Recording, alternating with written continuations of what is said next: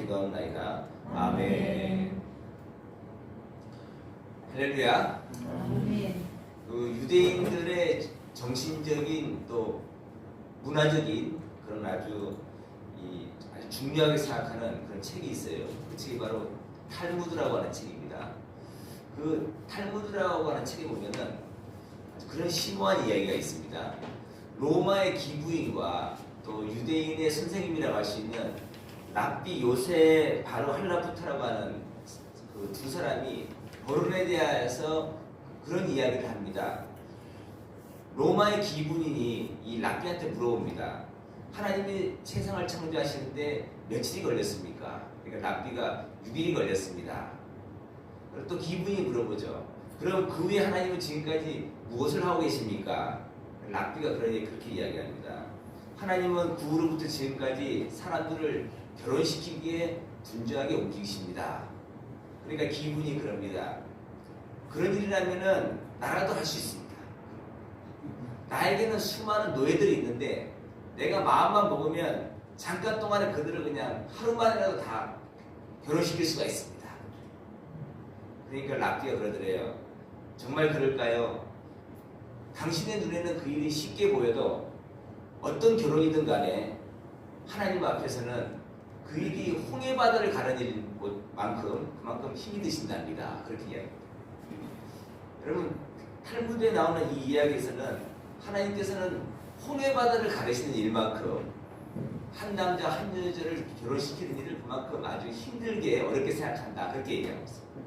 여러분, 한 남자 한 여자를 결혼시키는 게 어렵습니까? 홍해바다를 가르는 게 어렵겠습니까? 여러분, 출애굽기에 오면은 하나님께서 홍해바다를 가르셔서 이스라엘 민족을 그 홍해바다를 통과시켜서 애굽이라는 나라에서 또 해방시키는 그런 말씀이 나옵니다. 이것은 이스라엘 민족 역사상 가장 엄청난 역사적인 사건이었죠. 인류 역사상 신이 바다를 갈라서 그 사이로 한 민족을 이렇게 이끌고 나오신 역사는 이때 딱 한 번밖에 안 일어나는 그런 역사입니다. 그런데 하나님께서는 이런 엄청난 기적과 역사에 못지않게 한 남자와 한 여자를 결혼시키는 일을 더 힘들게 생각한다. 그렇게 얘기하고 있어요. 이 탈무드에 나오는 이 랍비 선생님이 하는 얘기가. 자, 우리가 상식적으로 생각할 때요, 한 남자가 한 여자가 결혼하는 것은 나이가 들면 흔하게 일어난 일이잖아요. 그런데 어떻게 이것이 홍해바다 갈라지는 인류 역사상 딱 한 번밖에 안 일어난 이 기적하고 비교를 할 수 있겠습니까? 그러나 우리가 이 이야기에서 우리가 알 수 있는 것은요, 하나님께서는 우리 인간 세상에 일어난 일을 아주 관심을 가지시고 중요하게 생각한다라고 우리가 알 수 있죠. 그러니까 하나님께서는 지구보다도 더 큰 해양이 있죠. 지구보다 130만 배나 더 큽니다. 그러니까 저 뜨거운 불덩어리, 지구보다도 130만 배나 더 큰 저 뜨거운 불덩어리를 우주에다 딱 공간에다 매달아 놓으시고 수십억 년 동안 지금 그 불덩어리를 타오르게 하셨잖아요. 하나님은 지금도 수십억 개의 셀 수도 없는 많은 별들을 지구보다도 몇만 배나 더 큰 그런 수많은 별들이 있잖아요, 우주에. 그런 별들을 지금도 지키고 돌아가게 하고 계십니다. 그런데 하나님께서는 이런 일 못지않게 심려를 기울여서 하시는 일이 있어요. 그게 뭐냐면 인간 세상을 운영하는 일입니다. 특히 한 사람을 택하시고 또 그 한 사람을 하나님의 백성으로 삼으시고 또 그 사람을 변화시키는 일은 다른 어떤 일보다 하나님은 더 중요하게 생각하신다고 하는 것입니다. 여러분 믿으시죠? 지구보다도 130만 배나 더 큰 저 태양을 뜨겁게 타오르게 하신 그런 일보다도 수많은 별들을 자기 자리를 지키면서 운행하시는 일보다도 하나님께서는 사람을 택하시는 일을 더 중요하게 생각한다고 하는 거예요. 하나님께서는 지금도 구원의 역사를 쉬지 않고 이루어가고 계십니다. 특히 예수님께서는 이 일을 위해서 세상에 오셨다 이렇게 말씀하고 있어요. 요한복음 5장 17절 말씀에 보면은 내 아버지께서 이제까지 일하시니 나도 일한다 그런 말씀이죠. 이 말씀에서 보면요, 내 아버지께서 이제까지 일하시니 내 아버지의 일이 나오고 나도 일한다 하시면서 예수님의 일이 나옵니다. 그럼 여기서 아버지의 일은 무슨 일입니까? 바로 성부 하나님의 일이죠. 아버지의 일은, 성부 하나님의 일은 바로 세상을 창조하신 일, 또 우주 만물을 운행하신 일, 그리고 인류를 구원하시는 그런 구원의 역사라고 하는 것입니다. 그러므로 내 아버지께서 이제까지 일하시니 나도 일한다 라고 말씀하신 나도 일한다, 그 예수님의 일은 역시 예수님의 일도 창조의 역사요, 세상 만물을 운영하시는 일이요, 또한 인류를 구원하시는 그런 일이었다고 할 수 있습니다. 그러니까 성부 하나님의 일과 예수님의 일은 같은 일이라고 하는 것을 우리가 알 수 있죠. 사람들이 흔히들 창조자 신이 하는 그런 위대한 일을 생각할 때 여러분 무슨 일을 생각합니까? 창조자 하나님이 하시는 위대한 일은 수많은 별들을 운행하시고 역사를 주관하시고 해풍을 일으키고 자연 만물을 통치하시는 일이라고 우리는 흔히들 생각하잖아요. 그러나 그렇지 않습니다. 창조자 하나님께서 정말 관심을 가지시고 혼신의 힘을 기울이시는 그 행하신 일이 있습니다. 그것은 바로 인간을 구원하신 일. 즉 인간을 택하시고 인간을 구원하시고 인간을 하나님 백성으로 삼으시는 일은 창조자 하나님께서 가장 크게 보시는 그런 아주 중요한, 아주 관심을 가지시는 그런 일이라고 하는 것입니다. 할렐루야. 하나님께서 여러분들 한 사람 한 사람을 택하시기 위해서 얼마나 심려를 기울이신지 모릅니다. 저 뜨거운 지구보다 130만 배 더 큰 불덩어리를 저 태양을 우주 공간에다 매달아 놓고 저걸 태우시는 일보다도 우리 손정대 일사님을 택하시는 일을 더 심려를 기울이시고 하나님께서 더 관심을 기울이시고 그렇게 하셨는 줄 믿습니다.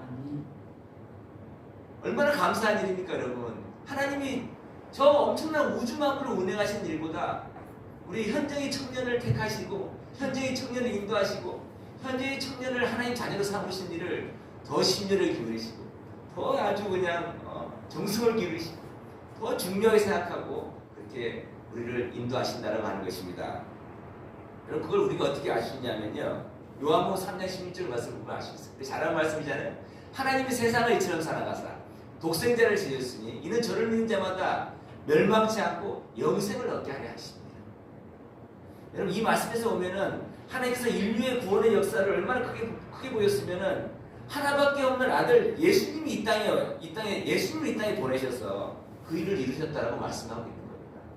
여러분 우주 만물을 운행하시는 일은 하나님께서 굳이 아들을 보내셔서 하지 않습니다. 지구보다도 몇만 배나 더 큰 별들을 움직이시는 일은 그냥 하나님께서 천사를 보내셔도 얼마나 할 수 있는 일이에요. 천사도. 여러분 천사들은요 눈 깜짝할 사이에 우주 이 끝에서 우주 저 끝까지 왔다 갔다 할 수 있는 그런 능력이 있는 그런 하나님 부리는 그런 하나님 종들입니다. 여러분 창세기 19장 1절에 보면은 타락할 대로 타락한 소돔과 고모라 성을 멸망시키기 위해서 하나님께서 두 명의 천사를 보내신 걸 볼 수 있어요. 이 두 명의 천사를 보내셔서 얼마 후에 유황불이 하늘에서 막 소나비같이 막 쏟아져가지고 소돔과 고모라 성이 멸망을 당합니다.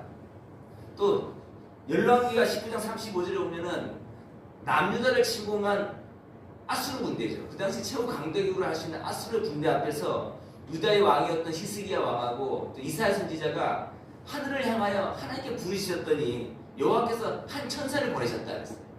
한 천사를 보내셨더니만 그 천사가 하룻밤 동안 막 움직이니까 아수르 군대 18만 5천 명이 그냥 하룻밤 사이에 다 죽고 말았어요. 성경은 그렇게 나옵니다. 열왕기 19장 35절에 보면 아침에 일찍 일어나 보니 아수르 군사 18만 5천 명이 다 송장이 되었더라 그렇게 나옵니다. 여러분 또 요한계시록에 보면은 하나님께서 세상을 심판하실 때 헌사를 보내어서 심판하시는 장면이 여러 군데서 나옵니다. 요한계시록 8장 7절 말씀에 보면 첫째 천사가 나팔을 부니 피 섞인 우박가가 불이 나와서 땅에 쏟아지매 땅의 3분의 1이 타버리고 또 수목의 3분의 1도 타버리고 각종 푸른 풀도 다 타버렸다 그렇게 말씀합니다. 또 요한계시록 8장 8절 9절 말씀 보면 둘째 천사가 나팔을 부니 불 붙는 큰 상을 같은 것이 바다에 던져지매 바다의 3분의 1이 피가 되고 또 바다 가운데 생명 가진 피조물들의 3분의 1이 죽고 또 배들의 3분의 1이 깨지더라 이렇게 말씀합니다. 또 요한계시록 8장 12절 말씀에 보면 넷째 천사가 나팔을 부니 해 3분의 1과 또 달 3분의 1과 별들의 3분의 1이 타격을 받아 그 3분의 1이 어두워지니 낮 3분의 1은 비추임이 없고 밤도 그러하더라. 그런 말씀입니다. 이 말씀에 보면요, 넷째 천사가 나팔을 부니까 해 3분의 1과 또 달 3분의 1과 별들의 3분의 1이 타격을 입었다. 이렇게 나옵니다. 이 말씀에서는 천사를 통해서 해와 달과 별들을 타격을 입히는 것을 볼 수가 있습니다. 이런 내용은 하나님께서는 천사를 통해서도 얼마든지 우주 만물을 움직여 나가실 수 있다고 하는 것을 우리가 알 수 있는 그런 내용. 히브리서 1장 14절 말씀에 보면은 모든 천사들은 섬기는 영으로서 구원받을 상속자들을 위하여 섬기라고 보내심이 아니냐 그런 말씀입니다. 이와 같이 개역 개정판 성경에는 천사를 섬기는 영이라 이렇게 나와요. 그러나 옛날 우리가 봤던 개역판 성경에는요, 천사를 부리는 영이다 그렇게 나와요. 섬기는 영이나 부리는 영이나 다 천사는 하나님께서 그렇게 사용하시는 부리는 영이라고 합니다. 하나님께서 마음대로 그냥 부릴 수 있는 하나님의 공에 불과한 그런 존재라고 하는 겁니다. 따라서 우주 만물을 운행하시고 자연 만물을 움직이시는 일은 천사를 보내서도 얼마든지 할 수 있는 일이라고 합니다. 그러나 사람을 구원하시는, 인류를 구원하시는 일은요, 아들 예수님만이 하실 수 있습니다. 그래서 예수님이 친히 인간이 되어서 이 땅에 오신 줄 믿습니다. 여러분 마태복음 26장이나 마가복음 14장이나 또 누가복음 22장에 오면 예수님께서 겟세마네에서 기도하시는 장면입니다. 여러분 겟세마네 기도는 어떤 기도입니까? 예수님이 십자가에 못 박히기 전에, 예수님이 십자가에 못 박히기 전에 하루 전날 아주 간절히 하나님께 기도한 그런 내용입니다. 그 겟세마네 기도의 내용을 보면 그렇게 예수님 기도하시는 걸 볼 수 있어요. 내 아버지여, 만약 할 만하시거든 이 잔을 내게서 지나가게 하옵소서. 그러나 나의 원대로 마옵시고 아버지의 원대로 하옵소서. 그런 말씀입니다. 예수님께서는 내 아버지여, 만약 할 만하시거든 이 잔을 내게서 지나가게 하옵소서. 그렇게 기도합니다. 예수님도 십자가의 고통이 너무 고통스러운 줄 알고 있기 때문에 좀 피하실 수 있으면 좀 피하고 싶었던 것 같아요. 그러니까 할 만하시거든 이 잔을 내게서 지나가게 하실 수 있으면 좀 지나가게 해달라고 그렇게 기도하죠. 그러나 나의 뜻대로 마옵시고 아버지의 뜻대로 하옵소서. 근데 결국 예수님은 자신 외에는 아무도 이 일을 할 수 없다는 사실을 알고 있었기 때문에 결국 예수님 자신이 온몸으로 십자가를 지셨다고 하는 것입니다. 이 일은 하나님에게 있어서 가장 큰 일이었습니다. 가장 큰 역사였습니다. 십자가를 지시는 일은 우주 만물을 운행하시는 일보다도, 또 태풍을 일으키고 바다를 가르시는 일보다도 더 중요한 일이었고, 하나님 자신이 많은 희생을 감수해야 되는 그런 일이었다고 합니다. 지금 예수님이 십자가를 지실 때만이 구원의 길이 열리고 하나님의 백성들이 세워줄 수 있는 것입니다. 예수님이 십자가를 지셨기 때문에 여러분들이 지금 이 자리에 있는 줄 믿습니다. 아무리 능력이 많고 위대한 천군천사를 할지라도요, 이 일을 할 수가 없는 것. 이것은 예수님의 희생과 하나님의 고통이 있다는 거예요. 그런데 예수님은 고난의 길을 갔다. 그렇게 성경은 말씀합니다. 따라서 하나님께서 가장 중요하게 생각한 일은 다른 어떤 일보다도 인간을 구원하고, 인간을 선택하고, 인간을 변화시키고, 인간을 하나님의 백성으로 삼는 일이라고 합니다. 하나님은 그 일을 가장 크게 보고 계십니다. 여러분, 우리 인생에도 가장 중요한 일이 뭐죠? 네? 우리 인생에서 가장 중요한 일이 뭡니까? 자신동사잖아요. 자신동사. 우리 인간 세상에도 부모의 가장 중요한 일이 뭐냐 할 때 자신동사가 가장 중요하다 그러잖아요. 많은 부모들이 열심히 일하고 땀 흘려 불철주야 그렇게 애써서 사업도 하고 장사도 하고 열심히 농사짓고 일을 합니까? 그건 왜 그래요? 자식을 잘 키우고 잘 교육시키고 자녀를 잘 양육시키기 위해서 다 그렇게 많은 부모들이 지금도 애쓰고 열심히 땀 흘리고 일하지 않습니까? 여러분, 부모가 자신동사에 실패하면 인생이 허무해지는 것입니다. 그렇지 않아요? 아무리 많은 권력과 돈을 벌고 부귀 영화를 누려도 많은 명예를 가져도 자신동사에 실패하면 그 사람의 인생은 실패한 인생이 될 수밖에 없는 거죠. 그죠? 여러분, 막 재벌들이 막 돈 많이 벌고 막 돈이 많고 재벌이라도 자신동사를 망치면 나중에 그 사람은 성공했다고 할 수 없잖아요. 부모에게 자신 농사가 가장 중요하듯이 하나님께서도 하나님 백성들을 세우신 일을 가장 크게 보신다. 하나님께서는 우주 만물을 운영하신 일보다도 하나님 백성을 구원하시고 하나님 백성들을 변화시키고 하나님 백성들을 통하여서 하나님 나라를 세우신 일을 가장 크게 보신다. 그것이 하나님의 가장 위대한 역사, 가장 큰 역사야. 하나님이 가장 심년을 기울여서 하시는 일입니다. 그 일을 오늘날 교회를 통해서 이루고 계신 겁니다. 우리가 인생에서 참 많은 일들을 하고 있죠. 그러나 정말 여러분들에게 중요하게 생각할 일이 무엇입니까? 아유, 우리 자식이 잘 됐으면 좋겠다. 늘 그게 가장 큰 소원이잖아. 우리가 기도할 때도 기도 제목의 첫 번째가 뭐예요? 물론 뭐 하나의 영광을 위해서도 기도하지만은 그래도 뭐니 해도 기도할 때는 아유, 우리 자식이 잘 됐어. 우리 자식이 잘 돼. 우리 자식이 하여튼 자기 앞가림 자가라고 우리 자식이 참 훌륭한 사람이 됐으면 좋겠다. 다 그런 기도를 하잖아요. 오늘 예수님께서는 당신이 친히 제 아들을 선택하셔 불러 모신 것을 볼 수가 있습니다. 오늘 14절부터 보면은 예수님이 친히 제 아들을 불러 모시고 또 산에 오르사 자기가 원하는 자를 부르시니 나온지라 이에 12를 세우셨으니 이는 자기와 함께 있게 하시고 또 보내사 전도도 하며 귀신을 내쫓는 권능도 가지게 하려 하십니다.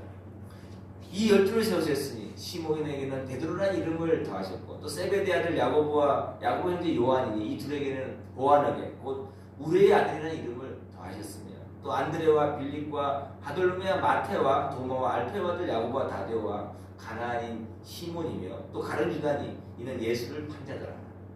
오늘 말씀에는 예수님께서 선택하신 12명의 제 아들의 이름이 나옵니다. 베드로, 야고보, 요한, 또 안드레, 빌립, 바돌로메, 마테, 도마, 야고보, 알페오 아들 야고보, 또 다데오, 또 가나안인 시몬, 가룟 유다가 예수님의 제 아들로 선택된 사람들이다. 이렇게 나옵니다. 그런데 이들을 잘 보면요, 공통점이 있어요. 그 공통점이 뭐겠어요? 사회적으로 신분이 높거나 아주 교육 수준이 높은, 교육을 많이 받은 그런 사람이 없다라고 하는 거죠. 12명 중 베드로, 안드레, 야고보, 요한은 이 4명은 어부요. 고기 잡는 어부였어요. 그리고 마태는 그 당시 사회적 멸시와 비난의 대상이었던 세리였어요. 또 한 명은 과격한 열심 당원이에요. 가나안인 시몬, 이 사람은 열심당이에요. 열심당. 열심당이 뭐냐면 옛날 우리나라 일제시대 때요, 일본 사람에 대항해서 독립운동했잖아요. 이 사람은 그 당시에 이스라엘 나라가 그 당시 로마 식민지로 있었기 때문에 열심당원은 뭐냐면 바로 그 당시에 로마로부터 해방되기 위해서 싸웠던 바로 독립운동 같은 사람이죠. 그리고 빌립과 바돌로메는 베드로와 안드레와 같은 동네 사람인 베스데 사람이었다. 갈릴리 어촌 사람이 이 사람. 그러니까 이 예수님이 부른 제 아들을 다 보면요, 다 이렇게 이름 있는 가문 출신이 별로 없어요. 그리고 뭐 제사장 가문이나 또 바리새인이나 서기관 같은 높은 교육을 받은 사람들도 없었어요.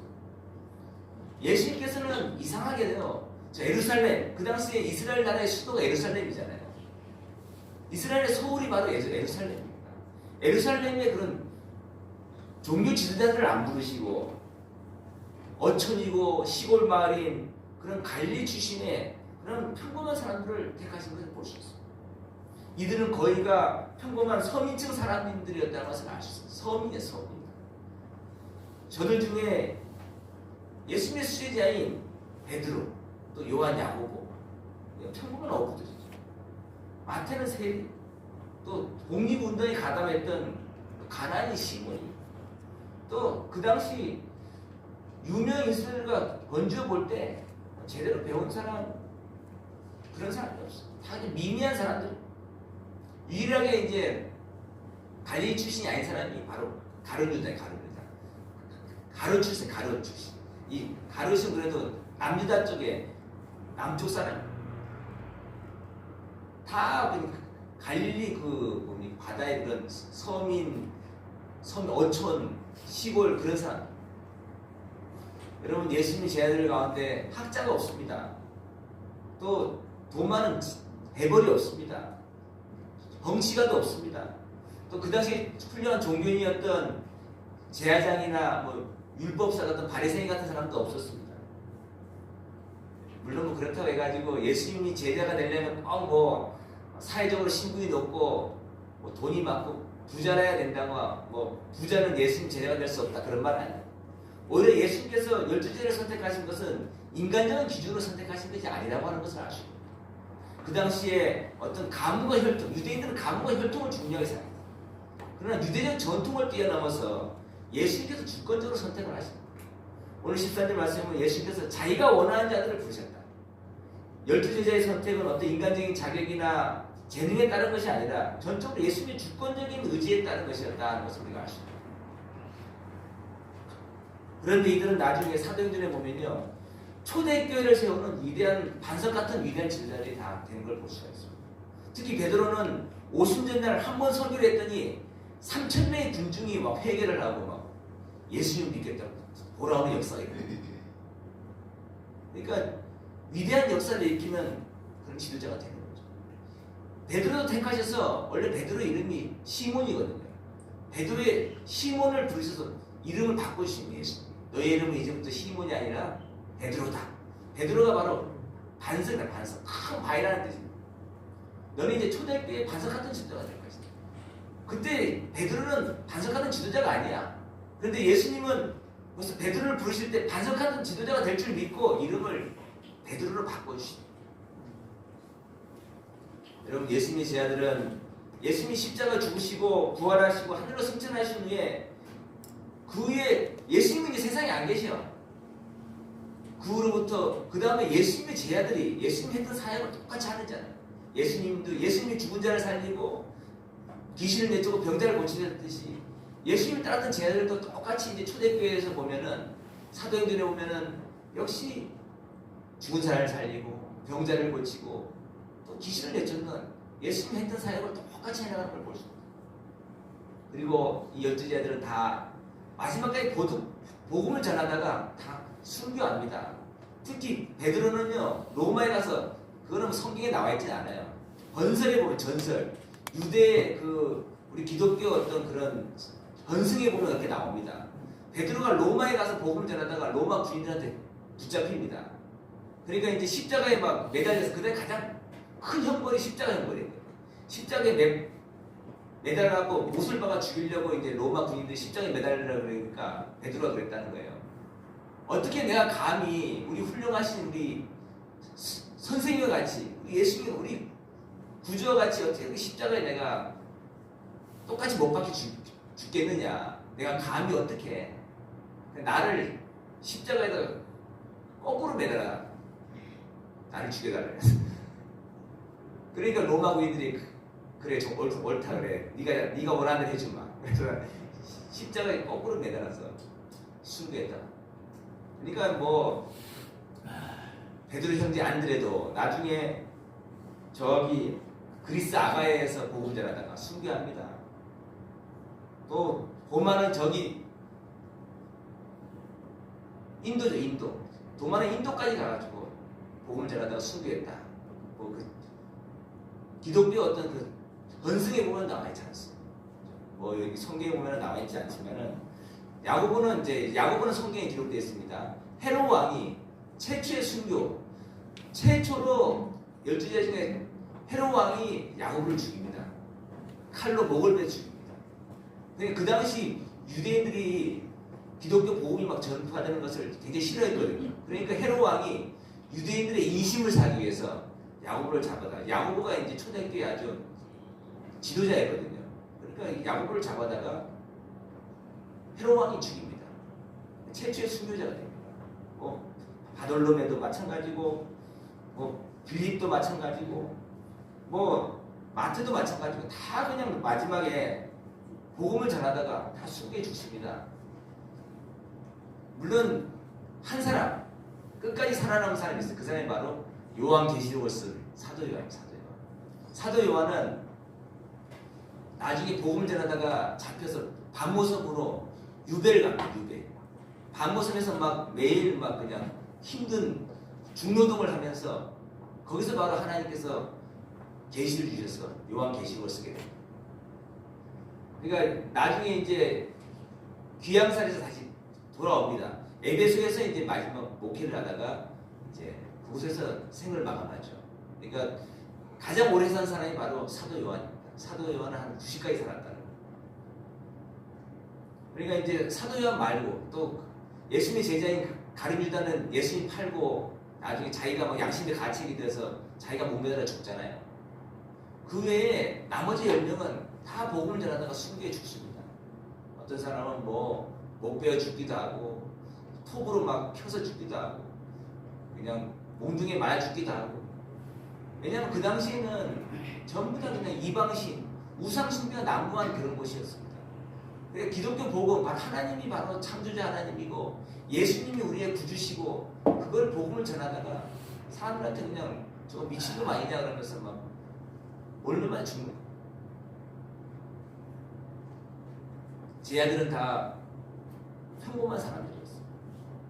그러나 어느 누구보다도 주님을 뜨겁게 사랑하고 복음을 위하여서 자신의 목숨까지도 아끼지 않았던 그런 사람들이었다는 거예요. 그럼 이런 평범한 사람들이 어떻게 위대한 사도들이 될 수 있었느냐 했을 때 우리가 성경을 보면 세 가지를 통해서 우리가 알 수 있어요. 첫째로 제 아들은 예수님과 함께 있기를 즐거워했던 사람이었다. 제 아들은 3년이 넘게 예수님과 함께 동고동락을 했습니다. 예수님과 함께 먹고 마시고 함께 자고 예수님의 가르침을 받는 것을 즐거워했습니다. 예수님의 사역에 동참하는 것을 영광스럽게 생각했습니다. 기쁘게 생각했습니다. 늘 예수님과 함께 있기를 즐거워했던 사람이 바로 예수님의 제 아들이었다. 여러분들도 예수님과 함께 있기를 즐거워하시기 바랍니다. 아멘. 그럼 예수님이 여러분들을 귀하게 쓰십니다. 예수님과 함께 있기를 즐거워해요.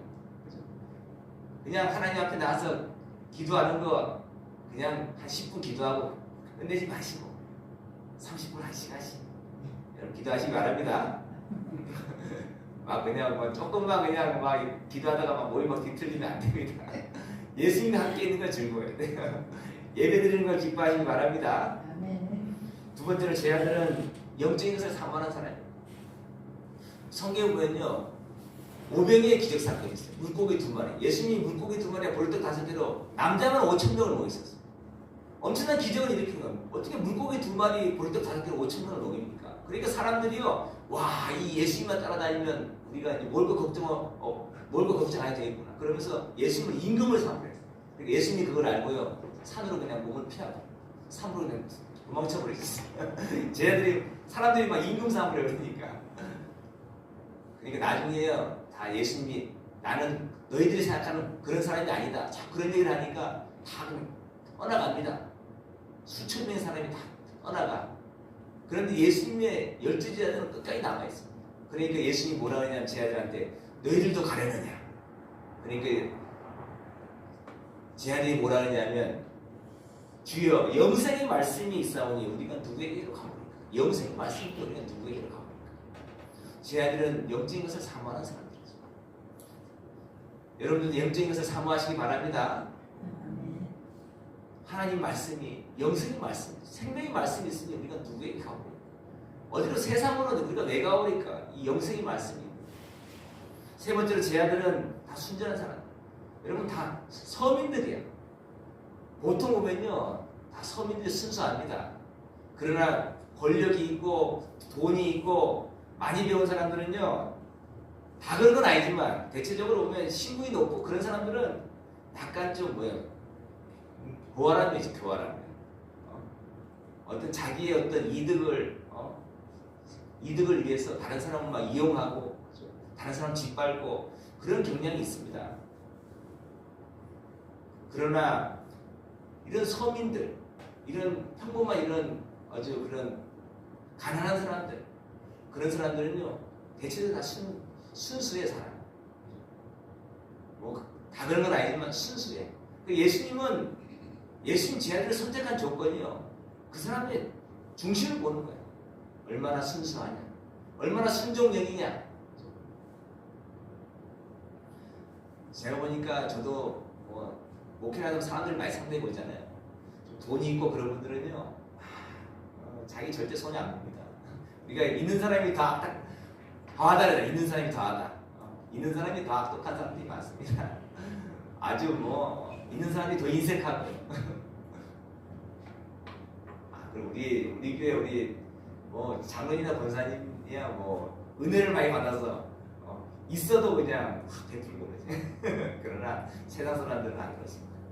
있는 사람이 더 악하고 더 인색하고 더 그냥 자기 것을 챙겨. 여러분 하나님께서는 그 당시에 아무도 관심을 갖지 않은 사람들에게 관심을 갖고 택하신 것입니다. 이들 가운데 성경에 대한 전문의식을 갖고 있는 사람들이 별로 없어. 또 뭐 설교를 뭐 남다르게 엄연히 좋은 사람도 별로 없었습니다. 그러나 하나님은 바로 이런 사람을 택하여서 3년 동안 이들을 가르치시고 이들에게 집중적으로 그냥 자기의 모든 에너지를 다 쏟으셨어요. 하나님의 관심이 어디 있는지 여러분 아시겠죠? 예수님이 하나님이잖아요. 하나님의 관심은 바로 인간을 택하시고 인간을 하나님의 백성 삼으시고 그들을 잘 세우셔서 그들을 통해서 하나님 나라를 세우시는 것이 바로 하나님의 가장 큰 관심입니다. 여러분 하나님은 이런 인간의 재능이나 지식을 하시는 그런 것이 아닙니다. 오직 하나님의 부르심에 주의 부르심에 온전히 순종한 자들에게 하나님은 하나님의 역사를 만들어 가십니다. 그들을 통해서 하나님의 역사를 이루어 가십니다. 1837년 미국에서 태어나서 하나님께 크게 쓰임받은 무디 선생님, 무디라는 하는 세계적인 부흥사가 있습니다. 그런데 이 무디 선생님은요 초등학교를 중퇴한 아주 무학자예요. 그러니까 공부를 많이 못한 사람입니다. 구두수 일찍부터 초등학교 때부터 초등학교 중퇴하고 집안이 어려우니까 구두수선하는 걸 배워가지고 구두방에 취직해가지고 그렇게 일을 하면서 그렇게 살았던 사람.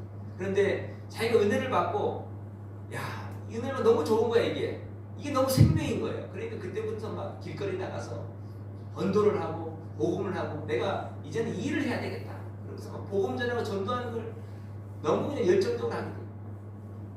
그래서 나중에 아주 하나님의 큰 도움이 되잖아요. 무디 선생님이 막 말씀 전하는 그 집회가 막 수만 명씩 모입니다.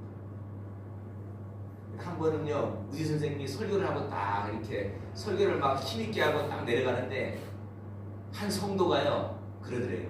무디 선생님 제가 뭐 선생님 설교를 쭉 듣다 보니까 선생님 설교 중에서 문법이 24번 틀렸네요 그러더래요.